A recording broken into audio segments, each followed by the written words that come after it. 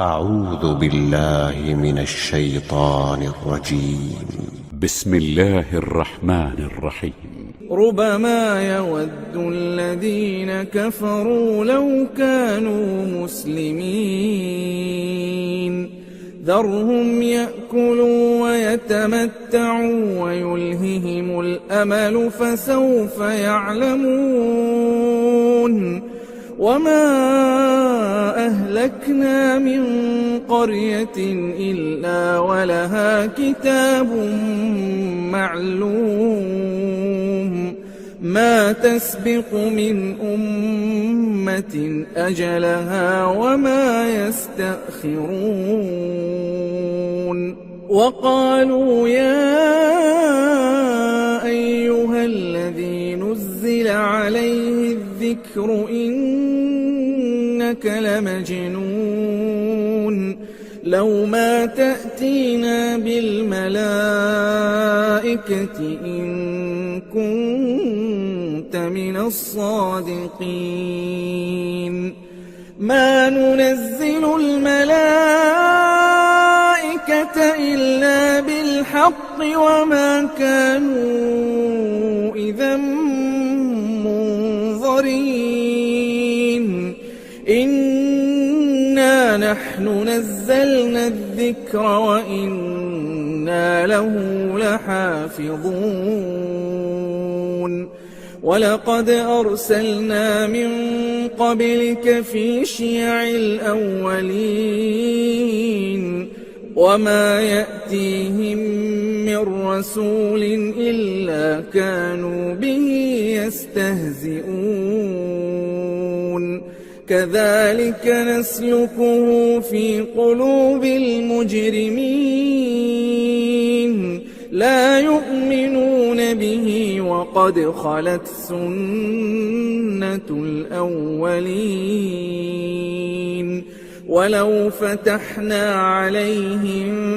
بابا من السماء فظلوا فيه يعرجون لقالوا إنما سكرت أبصارنا بل نحن قوم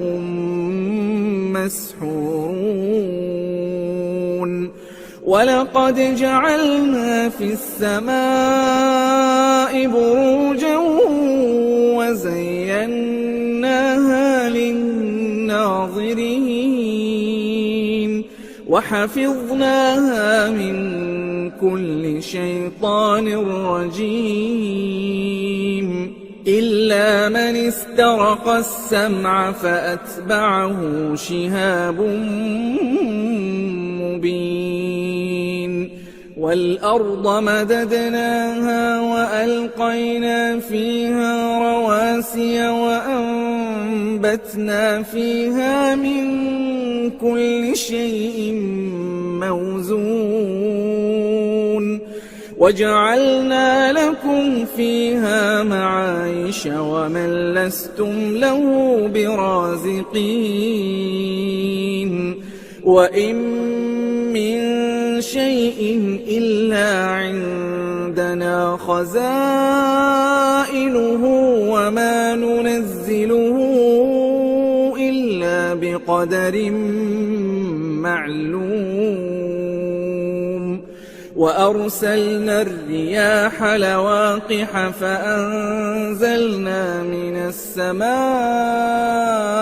ماء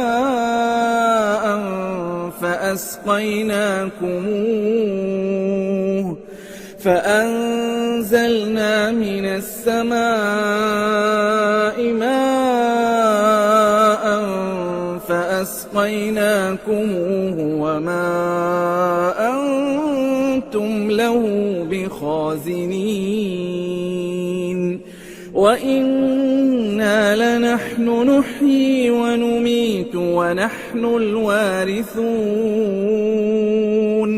ولقد علمنا المستقدمين منكم ولقد علمنا المستأخرين وإن ربك هو يحشرهم إن إنه حكيم عليم. ولقد خلقنا الإنسان من صلصال من حمأ مسنون والجان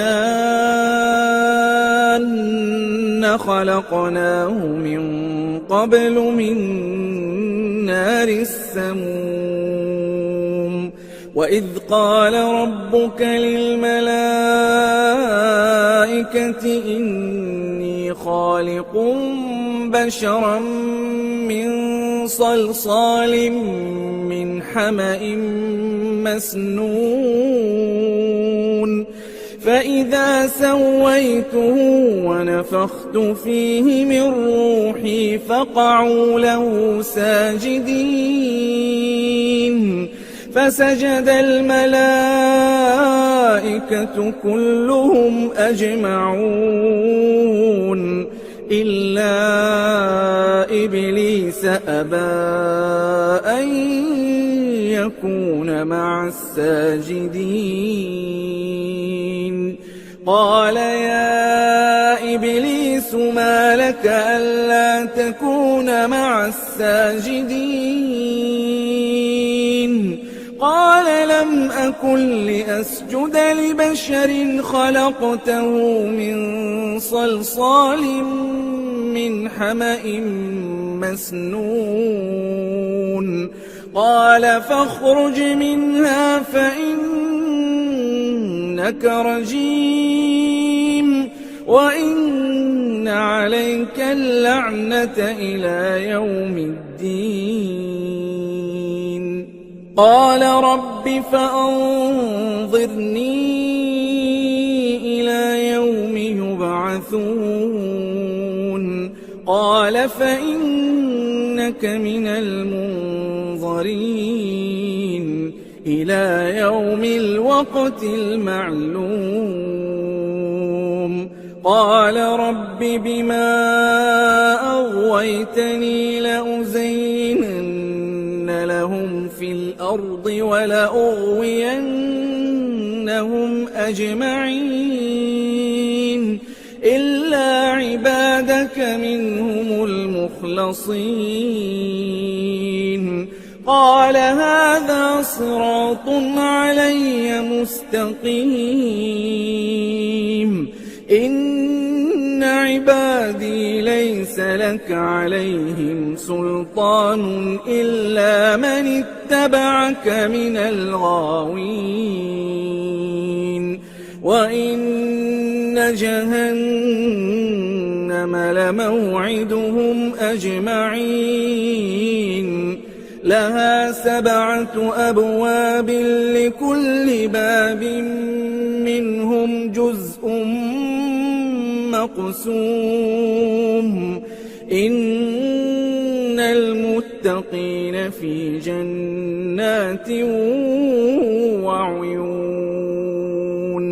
ادخلوها بسلام آمنين.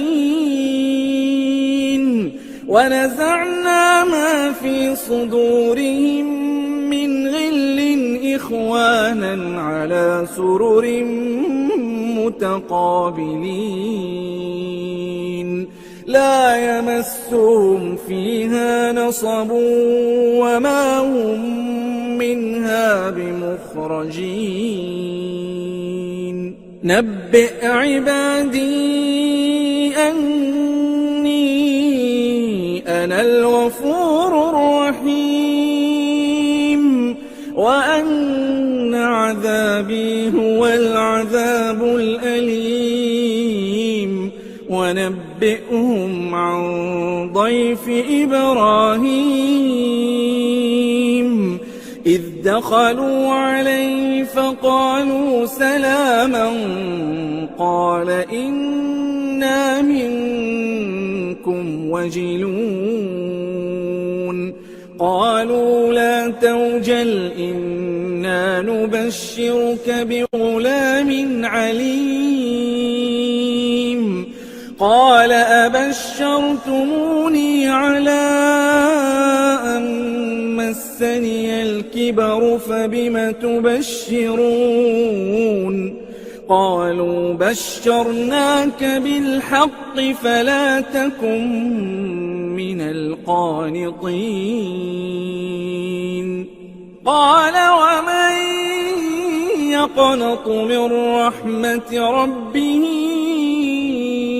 إلا الضالون قال فما خطبكم أيها المرسلون قالوا إنا أرسلنا إلى قوم مجرمين إلا آل لوط إنا لمنجوهم أجمعين إلا امرأته قدرنا إنها لمن الغابرين فلما جاء آل لوط المرسلون قال إنكم قوم منكرون قالوا بل جئناك بما كانوا فيه يمترون وأتيناك بالحق وإنا لصادقون فأسر بأهلك بقطع من الليل واتبع أدبارهم ولا يلتفت منكم أحد وامضوا حيث تؤمرون وقضينا إليه ذلك الأمر أن دابر هؤلاء مقطوع مصبحين وجاء أهل المدينة يستبشرون قال إن هؤلاء ضيفي فلا تفضحون واتقوا الله ولا تخزون قالوا أولم ننهك عن العالمين قال هؤلاء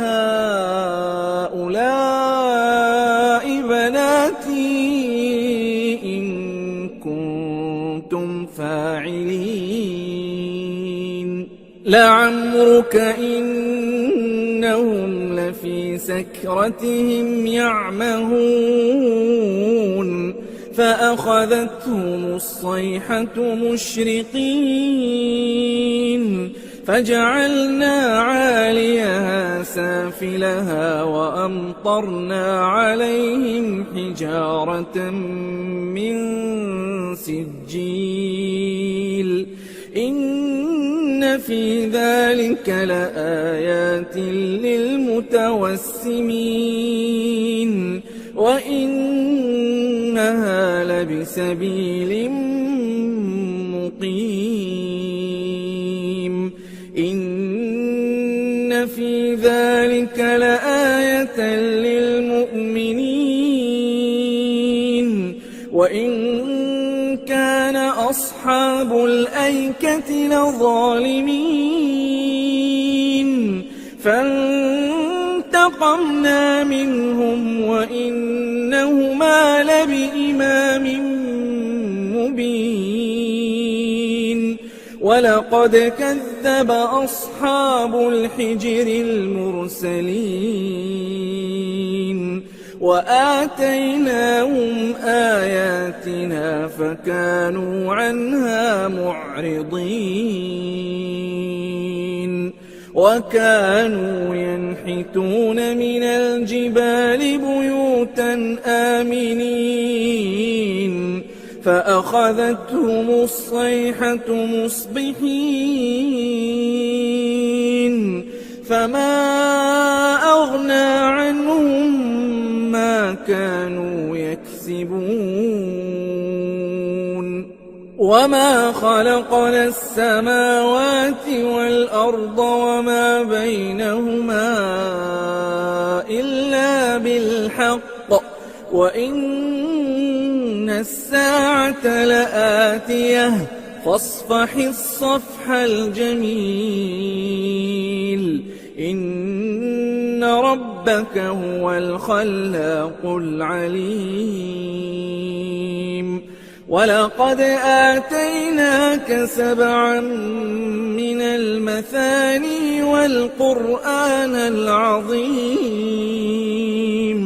لا تمدن عينيك إلى ما متعنا به أزواجا منهم ولا تحزن عليهم واخفض جناحك للمؤمنين وقل إني أنا النذير المبين كما أنزلنا على المقتسمين الذين جعلوا القرآن عضين فوربك لنسألنهم أجمعين عما كانوا يعملون فاصدع بما تؤمر وأعرض عن المشركين إنا كفيناك المستهزئين الذين يجعلون مع الله إلها آخر فسوف يعلمون ولقد نعلم أنك يضيق صدرك بما يقولون فسبح بحمد ربك وكن من الساجدين واعبد ربك حتى يأتيك اليقين بسم الله الرحمن الرحيم أتى أمر الله فلا تستعجلوه سبحانه وتعالى عما يشركون ينزل الملائكة بالروح من أمره على من يشاء من عباده أن أنذروا أنه لا إله إلا أنا فاتقون خلق السماوات والأرض بالحق تعالى عما يشركون خلق الإنسان من نطفة فإذا هو خصيم مبين والأنعام خلقها لكم فيها دفء ومنافع ومنها تأكلون ولكم فيها جمال حين تريحون وحين تسرحون وتحمل أثقالكم إلى بلد لم تكونوا بالغيه إلا بشق الأنفس إن ربكم لرؤوف رحيم والخيل والبغال والحمير لتركبوها وزينة ويخلق ما لا تعلمون وعلى الله قصد السبيل ومنها جائر ولو شاء لهداكم أجمعين هو الذي أنزل من السماء ماء لكم منه شراب ومنه شجر فيه تسيمون ينبت لكم به الزرع والزيتون والنخيل والأعناب ومن كل الثمرات إن في ذلك لآية لقوم يتفكرون وسخر لكم الليل والنهار والشمس والقمر والنجوم مسخرات بأمره إن في ذلك لآيات لقوم يعقلون وما ذرأ لكم في الأرض مختلفا ألوانه إن في ذلك لآية لقوم يذكرون وهو الذي سخر البحر لتأكلوا منه لحما طريا وتستخرجوا منه حلية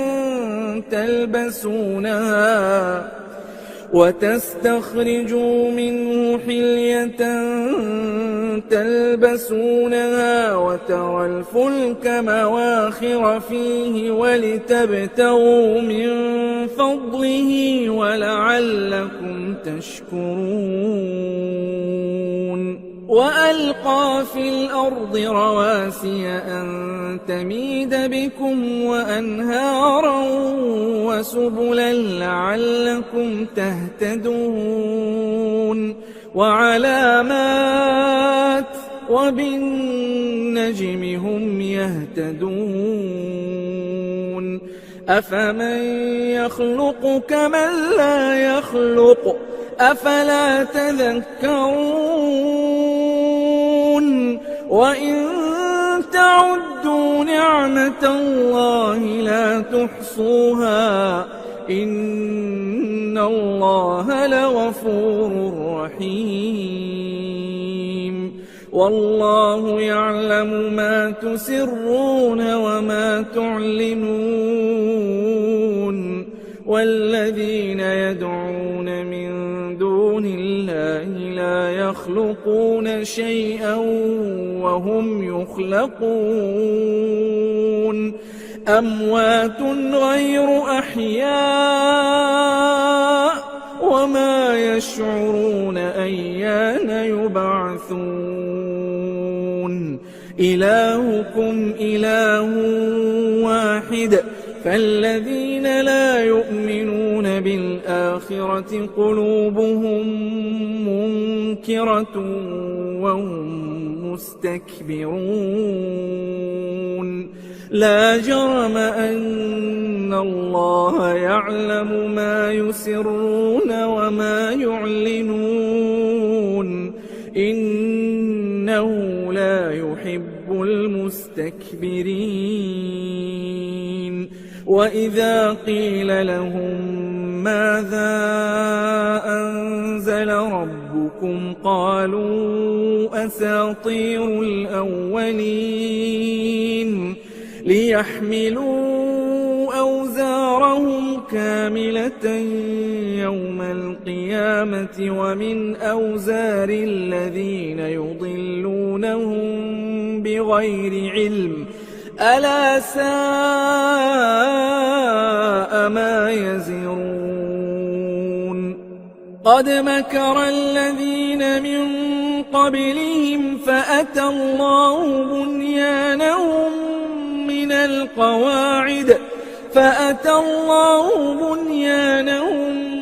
من القواعد فخر عليهم السقف من فوقهم وأتاهم العذاب من حيث لا يشعرون ثم يوم القيامة القيامة يخزيهم ويقول أين شركائي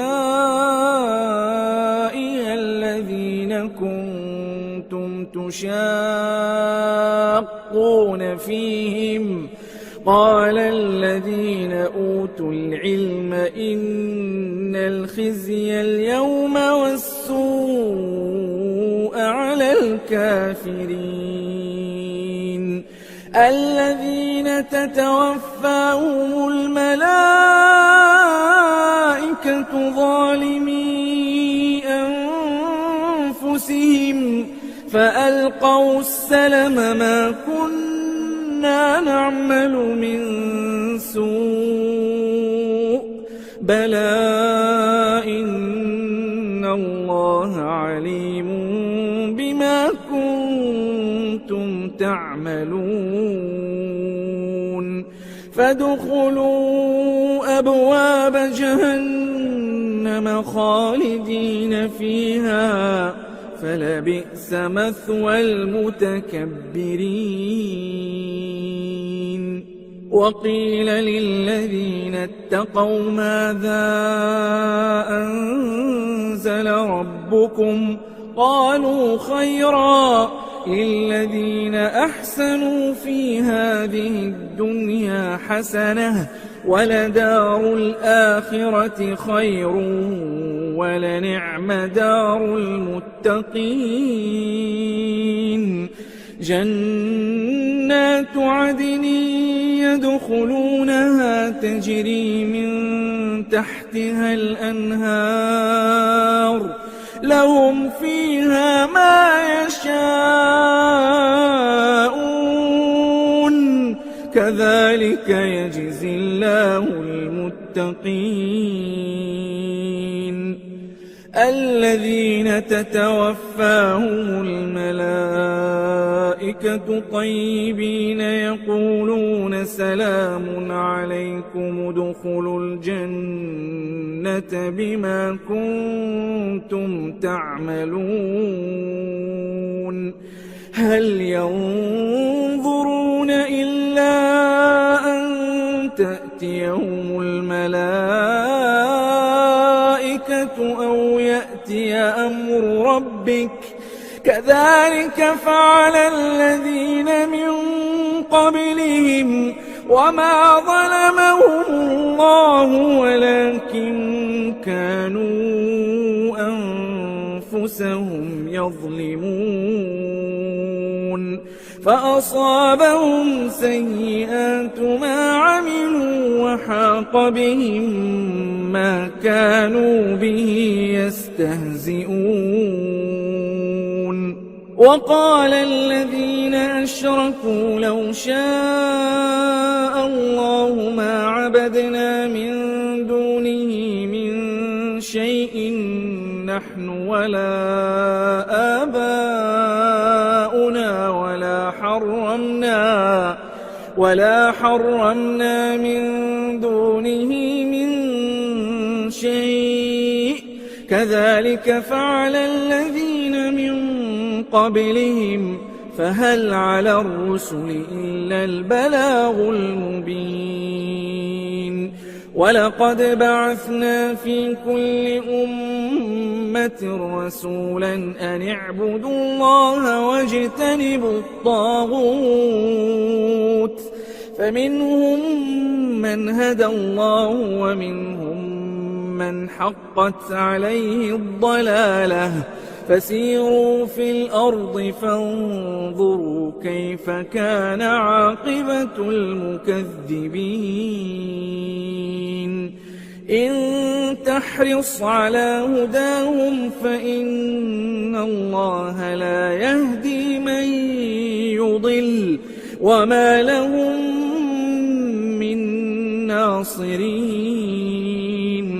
وأقسموا بالله جهد أيمانهم لا يبعث الله من يموت بلى وعدا عليه حقا ولكن أكثر الناس لا يعلمون ليبين لهم الذي يختلفون فيه وليعلم الذين كفروا أنهم كانوا كاذبين إنما قولنا لشيء إذا أردناه أن نقول له كن فيكون والذين هاجروا في الله من بعد ما ظلموا لنبوئنهم في الدنيا حسنة ولأجر الآخرة أكبر لو كانوا يعلمون الذين صبروا وعلى ربهم يتوكلون وما أرسلنا من قبلك إلا رجالا نوحي إليهم فاسألوا أهل الذكر إن كنتم لا تعلمون بالبينات والزبر وأنزلنا إليك الذكر لتبين للناس ما نزل إليهم ولعلهم يتفكرون أفأمن الذين مكروا السيئات أن يخسف الله بهم الأرض أو يأتيهم العذاب من حيث لا يشعرون أو يأخذهم في تقلبهم فما هم بمعجزين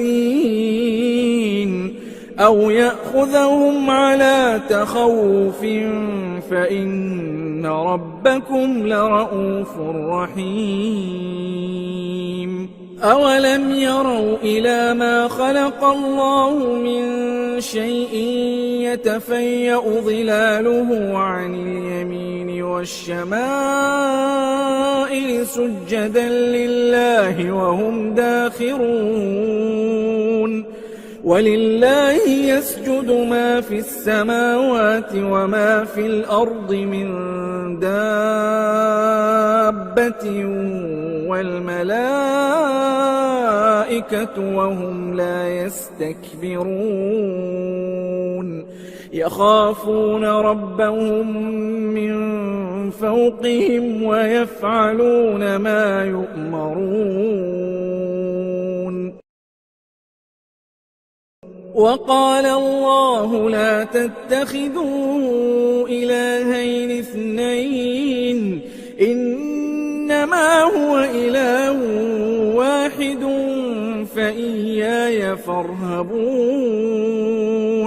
وله ما في السماوات والأرض وله الدين واصبا أفغير الله تتقون وما بكم من نعمة فمن الله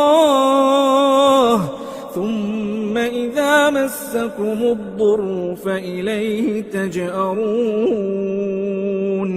ثم إذا كشف الضر عنكم إذا فريق منكم بربهم يشركون ليكفروا بما آتيناهم فتمتعوا فسوف تعلمون ويجعلون لما لا يعلمون نصيبا مما رزقناهم تالله لتسألن عما كنتم تفترون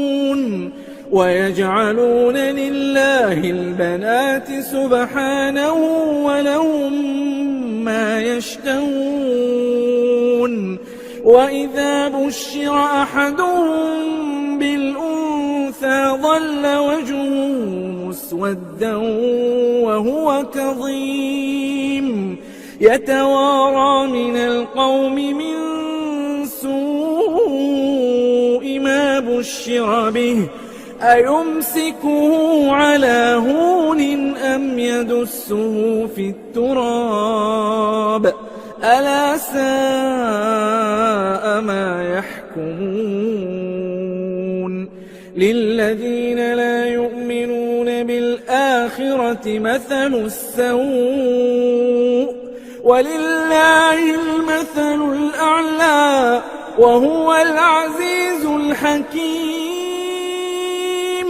ولو يؤاخذ الله الناس بظلمهم ما ترك عليها من دابة ولكن يؤخرهم إلى أجل مسمى فإذا جاء أجلهم لا يستأخرون ساعة ولا يستقدمون ويجعلون لله ما يكرهون وتصف ألسنتهم الكذب أن لهم الحسنى لا جرم أن لهم النار وأنهم مفرطون تالله لقد أرسلنا إلى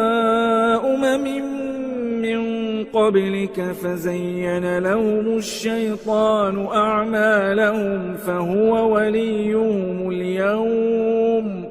فزين لهم الشيطان أعمالهم فهو وليهم اليوم ولهم عذاب أليم وما أنزلنا عليك الكتاب إلا لتبين لهم الذي اختلفوا فيه وهدى ورحمة لقوم يؤمنون والله أنزل من السماء ماء فأحيا به الأرض بعد موتها إن في ذلك لآية لقوم يسمعون وإن لكم في الأنعام لعبرة نسقيكم مما في بطونه من بين فرث ودم لبنا خالصا سائغا للشاربين ومن ثمرات النخيل والأعناب تتخذون منه سكرا ورزقا حسنا إن في ذلك لآية لقوم يعقلون وأوحى ربك إلى النحل أن اتخذي من الجبال بيوتا ومن الشجر ومما يعرشون ثم كلي من كل الثمرات فاسلكي سبل ربك ذللا يخرج من بطونها شراب مختلف ألوانه فيه شفاء للناس إن في ذلك لآية لقوم يتفكرون والله خلقكم ثم يتوفاكم ومنكم من يرد إلى أرذل العمر لكي لا يعلم بعد علم شيئا إن الله عليم قدير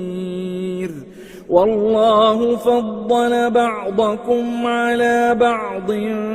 في الرزق فما الذين فضلوا براد رزقهم على ما ملكت أيمانهم فهم فيه سواء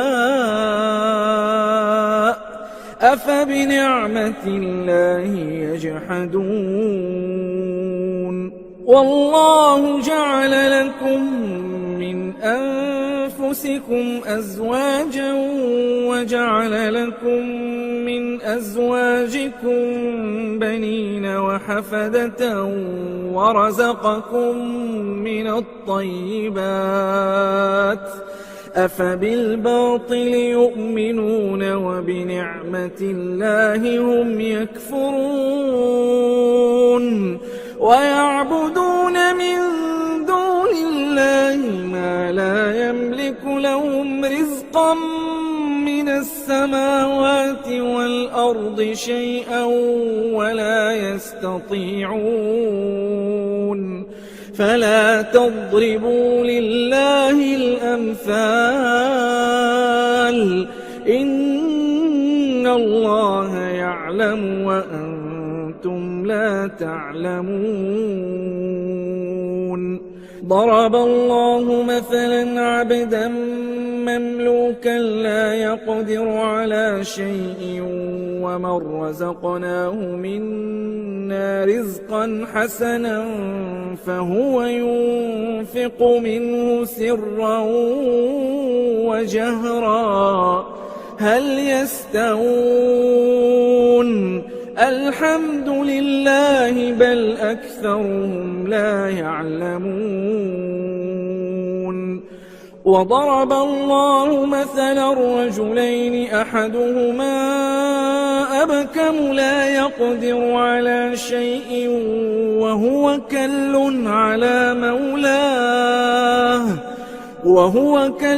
على مولاه أينما يوجهه لا يأت بخير هل يستوي هو ومن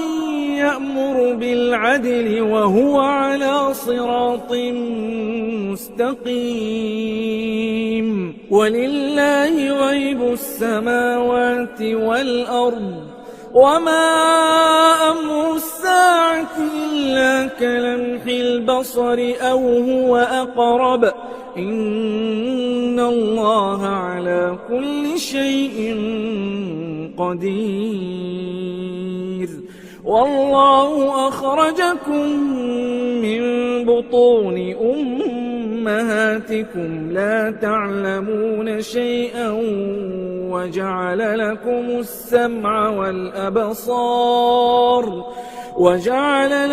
السمع والأبصار والأفئدة لعلكم تشكرون ألم يروا إلى الطير مسخرات في جو السماء ما يمسكهن إلا الله إن في ذلك لآيات لقوم يؤمنون والله جعل لكم من بيوتكم سكنا وجعل لكم من جلود الأنعام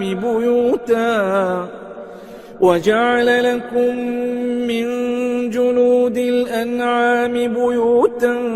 تستخفونها يوم ظعنكم ويوم إقامتكم ومن أصوافها وأوبارها وأشعارها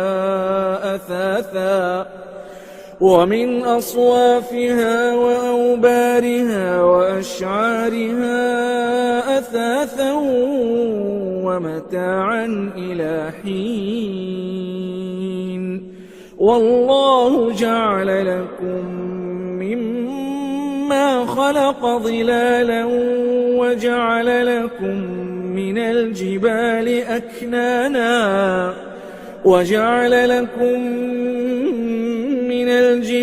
أكنانا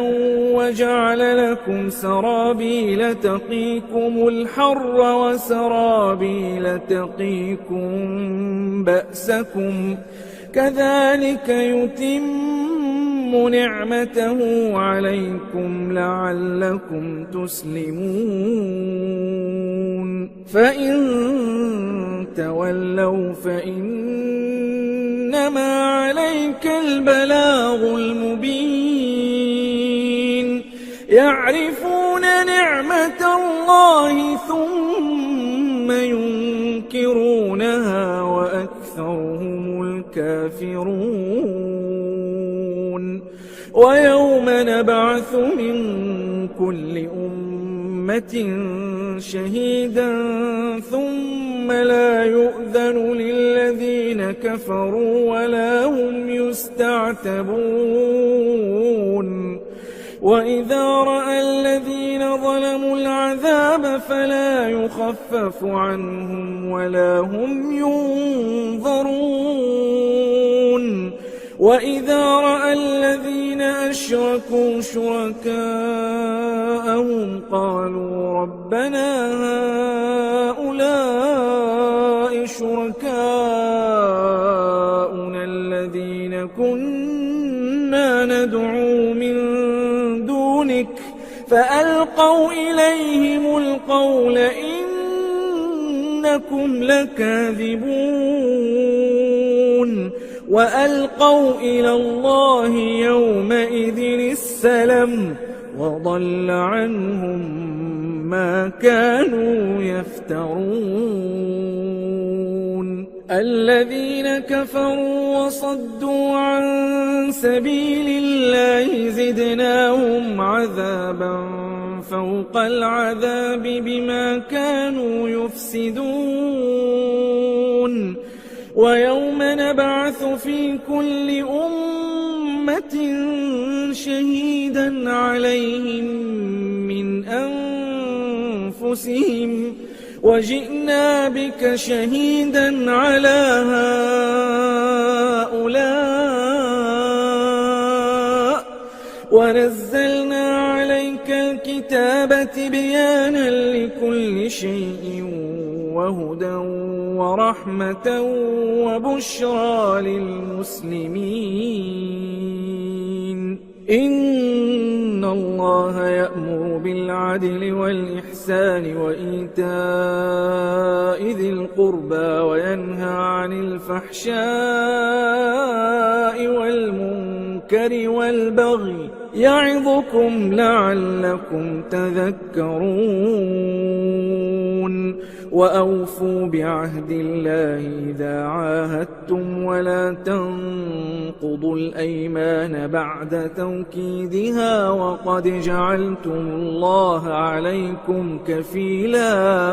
إن الله يعلم ما تفعلون ولا تكونوا كالتي نقضت غزلها من بعد قوة أنكاثا تتخذون أيمانكم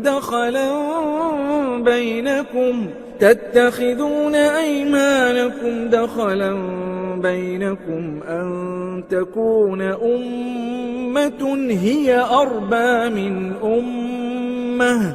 إنما يبلوكم الله به وليبينن لكم يوم القيامة ما كنتم فيه تختلفون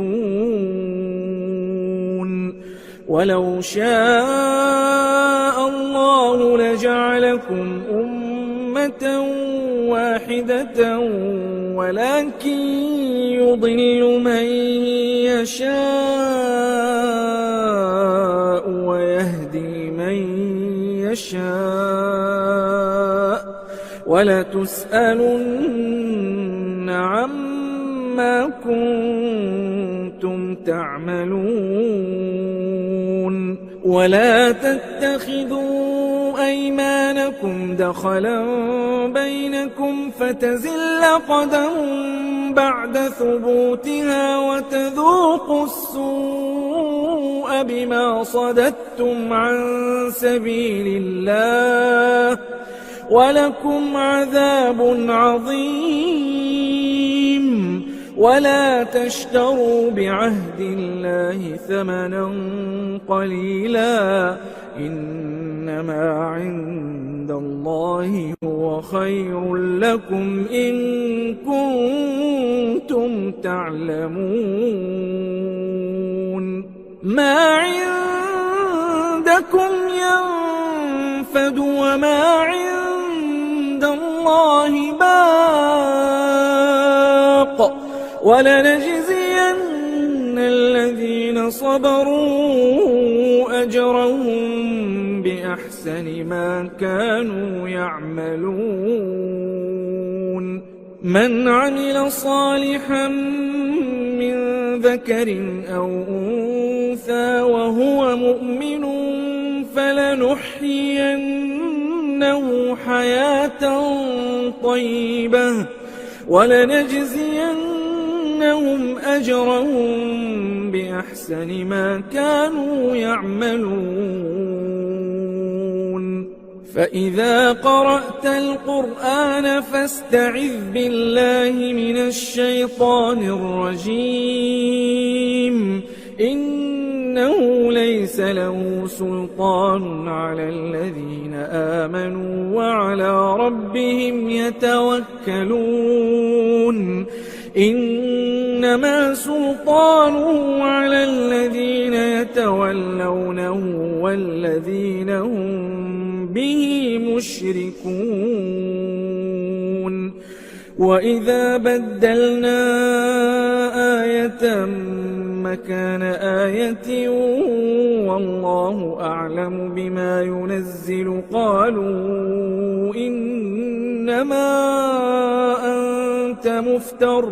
بل أكثرهم لا يعلمون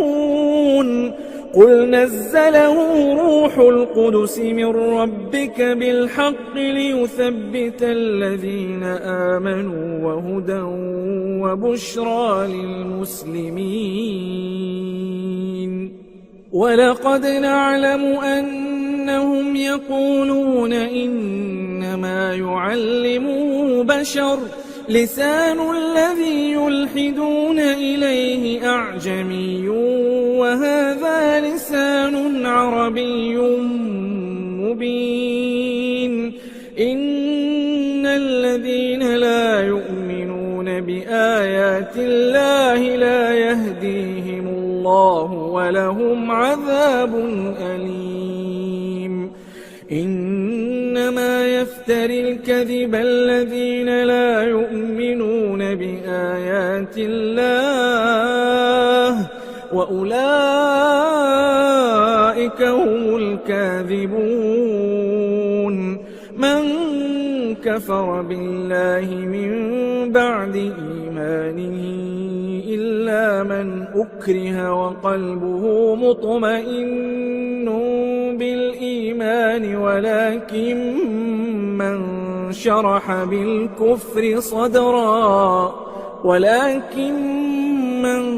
شرح بالكفر صدرا فعليهم غضب من الله ولهم عذاب عظيم ذلك بأنه مستحب الحياة الدنيا على الآخرة وأن الله لا يهدي القوم الكافرين أولئك الذين طبع الله على قلوبهم وسمعهم وأبصارهم وأولئك هم الغافلون لا جرم أنهم في الآخرة هم الخاسرون ثم إن ربك للذين هاجروا من بعد ما فتنوا ثم جاهدوا وصبروا إن ربك من بعدها لغفور رحيم يوم تأتي كل نفس تجادل عن نفسها وتوفى كل نفس ما عملت وهم لا يظلمون وضرب الله مثلا قرية كانت آمنة مطمئنة يأتيها رزقها رغدا من كل مكان فكفرت بأنعم الله فأذاقها الله لباس الجوع والخوف بما كانوا يصنعون ولقد جاءهم رسول منهم فكذبوه فأخذهم العذاب وهم ظالمون فكلوا مما رزقكم الله حلالا طيبا واشكروا نعمة الله إن كنتم إياه تعبدون إنما حرم عليكم الميتة والدم ولحم الخنزير وما أهل لغير الله به فمن اضطر غير باغ ولا عاد فإن الله غفور رحيم ولا تقولوا لما تصف ألسنتكم الكذب هذا حلال وهذا حرام لتفتروا على الله الكذب إن الذين يفترون على الله الكذب لا يفلحون متاع قليل ولهم عذاب أليم وعلى الذين هادوا حرمنا ما قصصنا عليك من قبل وما ظلمناهم ولكن كانوا أنفسهم يظلمون ثم إن ربك للذين عملوا السوء بجهالة ثم تابوا من بعد ذلك وأصلحوا إن ربك من بعدها لغفور رحيم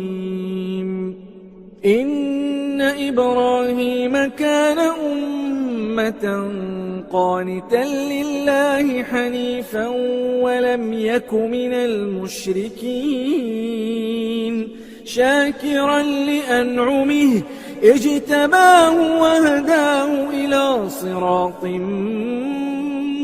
مستقيم وآتيناه في الدنيا حسنة وإنه في الآخرة لمن الصالحين ثم أوحينا إليك أن اتبع ملة إبراهيم حنيفا وما كان من المشركين إنما جعل السبت على الذين اختلفوا فيه وإن ربك ليحكم بينهم يوم القيامة فيما كانوا فيه يختلفون